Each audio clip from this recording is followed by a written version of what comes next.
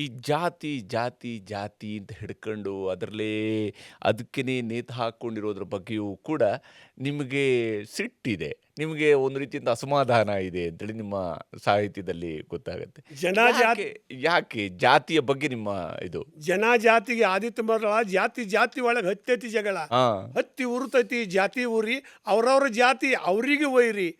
ಬುದ್ಧಿ ಇದ್ದವ ಮ್ಯಾಲಕ್ಕೆ ಹೋದ್ರೆ ತೆಳಗೆ ಜಗ್ತಾರ ಅವ್ರ ಜಾತಿ ಅವ್ರ.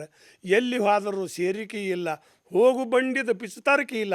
ಜಾತಿ ಜಾತಿ ಒಳಗೆ ಇಲ್ಲ ಸೇರಿಕೆ, ಜಾತಿ ಚಪ್ಪರ್ಕೆಲ್ಲ ತೂತಿನ ನೆರಕಿ. ಉಳ್ಕ ಹತ್ತಿದಂಗೆ ಹತ್ತಿ ಹಣ್ಣ, ಮ್ಯಾಲೆ ಚಂದ ಬಾಳ ಜಾತಿಗೆ ಬಣ್ಣ.